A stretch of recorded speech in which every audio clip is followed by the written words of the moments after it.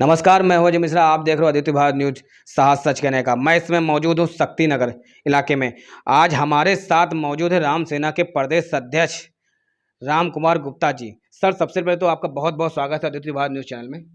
पहले तो अजय जी आपका बहुत बहुत धन्यवाद जो मुझे इस अवसर पे बोलने का मौका दिया। तो मैं ये कहना चाहता हूँ कि जो राम सेना है, राम सेना प्रत्येक वर्ग के लिए, गरीब वर्ग के लिए हर ज़िले में एक्टिव है। वो हर ज़िले में एक गरीब तबके के लोगों की मदद कर रही है। मतलब हर जिले में टीम है राम सेना की। तो राम सेना में जो नाम रखा हुआ है राम सेना, वो जी। क्या सोच के रखा है और इसमें किस तरह से मदद की जाती है? जिस समय योगी आदित्यनाथ और भारतीय जनता पार्टी के द्वारा जब ये जो राम मंदिर के निर्माण का जब फैसला आया, उसी दिन से मन में विचार आ गया कि एक राम सेना तैयार की जाए जो लोगों के बीच पहुंच के भारतीय जनता पार्टी द्वारा जो जनता के हित में कार्य किए जा रहे हैं उसको पहुंचाए। क्योंकि कुछ योजनाएं ऐसी होती है जो लोगों तक पहुंच नहीं पाती है और उसी का विपक्ष फायदा उठाते हैं कि इन्होंने कोई कार्य नहीं किया। जब गरीब तबके तक वो योजनाएं मतलब जैसे कि पहुंच, किसी को मतलब कि कोई आवास नहीं हाँ मिला या इस टाइप का कोई भी मतलब मैटर आता, अगर आता है तो आपके पास आता है तो उसका समाधान किया जाता है। हाँ जी, ऐसा होता है कि जो हर जिले में हमने एक जिला अध्यक्ष नियुक्त किया है, वो लोगों के पास पहुंचता है। जो गवर्नमेंट की योजनाएं होती हैं, जैसे उज्ज्वला योजना हुई, और जो जैसे उज्ज्वला योजना हुई उसमें किसी को जैसे सिलेंडर का फॉर्म वार्म भरना हुआ, तो हमारी जो टीम होती है वहाँ पहुँच के उसको वो फॉर्म भराती। क्योंकि गरीब आदमी जो होता है वो पढ़ा लिखा नहीं होता है, तो हमारे पास जो एजुकेटेड टीम होती है, जैसे एडवोकेट की कुछ टीम हुई, मान लीजिए कोई गरीब आदमी को कोई परेशान कर रहा है या किसी की भूमि कब्जा कर रहा है, तो हम लोग गरीब आदमियों के लिए वकील भी फ्री में दे देते हैं, उसकी मदद कर देते हैं। और जहाँ धर्म पे कोई आँच आती है तो हमारी राम सेना बढ़ चढ़ के उस पे हिस्सा लेती है। और विधानसभा चुनाव जैसे पास में आ चुका है, तो इस बार उत्तर प्रदेश का मुख्यमंत्री कौन होगा? योगी आदित्यनाथ। क्यों? देखिए, जिसके सर पे प्रभु श्री राम का हाथ होगा उसे कौन हरा सकेगा, और कोई हिंदू ऐसा नहीं चाहेगा कि वो हार जाए। क्योंकि 70 सालों से हम लोग बिल्कुल समझ लीजिए तरस गए थे। राम मंदिर एक टेंट में उनका निवास बना रखा था, और यही विपक्ष उनको जाने अनजाने इतना, मतलब वो जो भी होता था विरोध में बोलता था। लेकिन जब से भारतीय जनता पार्टी आई, हमारे रामलला को एक स्वच्छ और अच्छा निवास मिल गया। इससे बड़ी हर हिंदू की जीत है। मतलब विपक्ष का एक ही सवाल होता है कि सबका साथ सबका विकास झूठे वादे। देखिए, विपक्ष ये बताइए, इतने सालों से सब मुख्यमंत्री 2-3 बार रहे होंगे, तब गड्ढा मुक्त नहीं कर पाए, तब विकास नहीं कर पाए। 2 साल मुख्यमंत्री योगी आदित्यनाथ, समझ लीजिए उनका 2 साल शासन रहा, 3 साल कोरोना काल में चला गया। 2 साल जिस व्यक्ति को काम करने का मौका दिया जाए, जो 15-15 साल काम करके ना कुछ कर पाया, वो 2 साल पे उंगली उठाने लगा। जब काम की बात आती है तो सबसे पहले समाजवादी पार्टी के राष्ट्रीय अध्यक्ष अखिलेश यादव का नाम आता है। देखिए जैसे कि उन्होंने 10-90 चालू किया था। जी, उसके बाद 100 पुलिस व्यवस्था लेके आई, जो इन्होंने नाम परिवर्तन कर दिया। नाम परिवर्तन का बार बार मुद्दा आता है कि नाम परिवर्तन करते फीता काटते हैं। पूर्वांचल एक्सप्रेस का था, उसमें भी जाके शिलान्यास करके किया। तो इस पे क्या कहना चाहेंगे? देखिए, जिसकी सरकार होगी, सरकार जिसकी होगी उसके नाम काम जाएगा। अब उनकी सरकार थी, तो अगर मायावती जी ने कोई प्रोजेक्ट किया तो उनके नाम गया, उसमें तो नहीं लिखा गया कि मायावती का शिलान्यास लिख दिया गया। तो अगर योगी जी के शासन में आ रहा है तो योगी जी के द्वारा दिए गए निर्देशों पे काम हो रहा है, तो अगर योगी जी फीता काट रहे हैं तो उसमें कोई ऑब्जेक्शन करने की आवश्यकता नहीं, क्योंकि वो योगी जी के खाते में वो काम जाएगा। कुछ दिन पहले उत्तर प्रदेश के मुख्यमंत्री योगी आदित्यनाथ ने एक डिबेट में कहा कि समाजवादी सरकार जो है परिवारवाद है, तो इस पे क्या कहना चाहेंगे? देखिए, परिवारवाद, देखिए उनका राजनीतिक निर्णय है और उन्होंने परिवारवाद के लिए कहा, तो ये तो उंगलियां कांग्रेस भी उठाती है। आपकी आम आदमी पार्टी इसलिए नहीं उठाती है क्योंकि वो अब सहयोगी पार्टी हो गई। अब जितने लोग हैं जान रहे हैं कि योगी जी के शासन में कुछ हो सकता नहीं है, तो इसलिए सभी पार्टियां एक हो रही हैं। आपको शायद पता होगा, कुछ दिन पहले अरविंद केजरीवाल दर्शन करने गए थे रामलला के, तो उन्होंने वो कहा, ये कहा था कि दिल्ली से अयोध्या तक रेल चलाई जाएगी, वो भी बिल्कुल फ्री, सेवाएं फ्री रहेंगी। अब रेल चला दे या हेलीकॉप्टर चला दे, इसका श्रेय उनको तो नहीं मिलेगा।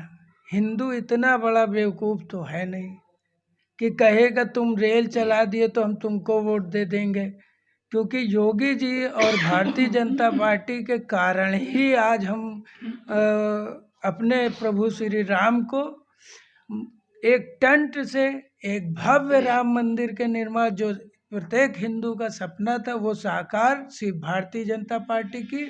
और आने वाले विधानसभा में अगर कोई हिंदू किसी और पार्टी को वोट कर रहा है तो वो प्रभु श्री राम को छलावा कर रहा है। भारतीय जनता पार्टी बस राम मंदिर का ही मुद्दा लेके आगे चुनाव में फोकस कर रही है।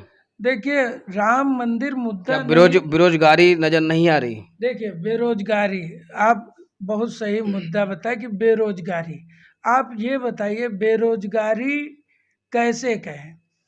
आप कोई काम कर रहे हैं, पूरे दिन में 400-500 की मजदूरी कर रहे हैं या काम कर रहे हैं, बेरोजगार किसे कहते हैं? बेरोजगार उसे कहते हैं कि आपने कोई चीज़, अरे क्या कहते हैं, कोई पूरे दिन में एक को पैसा नहीं घर लाए और टहल लें। हर मेहनत कश इंसान बेरोजगार नहीं है। और अगर जो कह रहा है, आप भी मीडिया के माध्यम से हैं, आप मेरे पास आए हैं, आपको अपने वहाँ से सैलरी मिली होगी, तो आप बेरोजगार हुए?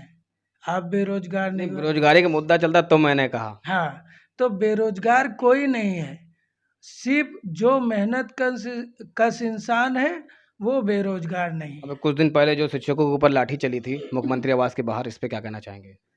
देखिए, शिक्षकों पे अगर कोई चीज़ शांति से आप जाते, योगी जी से आप अपनी बात रखते और उनसे कहते कि ये चीज़ हमारी समस्या है, इसका निवारण किया जाए।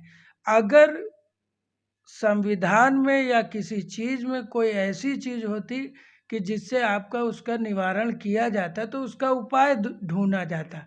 अब आप जाके अराजकता वहाँ पे मचाएं, आप विरोध करें। एक चीज़ बताइए, क्या समाजवादी पार्टी में ये लोग विरोध नहीं करते थे? क्या कांग्रेस की पार्टी में नहीं विरोध करते? मायावती की पार्टी में नहीं विरोध करते थे? ये हमेशा ये समस्या रही है, लेकिन इसका निवारण शांतिपूर्वक बैठ के किया जा सकता है। समाजवादी पार्टी का कहना यह है कि गैस के दाम जब बढ़ते थे तो स्मृति ईरानी सिलेंडर लेकर धरना प्रदर्शन करती थी, आज स्मृति ईरानी कहाँ है? देखिए, महंगाई देखिए, आज देखिए ऐसी आपदा है, कोरोना की जो आपदा आई है, इस आपदा में लोगों को काफ़ी परेशानी हुई है। और देखिए, सरकार का भी कुछ ऐसा चीज़ रहा कि लोगों ने जैसे नगर निगम का टैक्स नहीं जमा किया, बिजली के बिल नहीं जमा किए, तो सरकार के पास भी धन का अभाव हुआ। अगर हम किसी आदमी का पेट भरने के लिए रास्ते में 2 रोटी डाल देते तो क्या उसका हिसाब लेते हैं? अगर यहाँ पर उन्होंने अगर हमसे लेके 2 पैसा, हम रोटी नहीं, हमने टैक्स के ज़रिए या गैस सिलेंडर के जो महंगाई के ज़रिए हमने जो दे दिया है, अब उसको हम जोड़े कि अरे भाई हमने दे दिया, बहुत महंगाई, बहुत महंगाई। महंगाई सबने झेली है।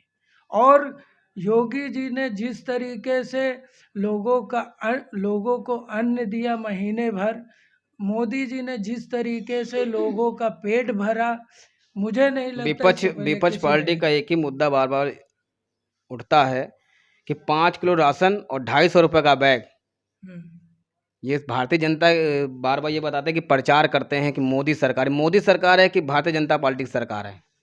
देखिए, अगर मोदी सरकार ये कर रही है तो किसी गरीब का पेट भर रही है।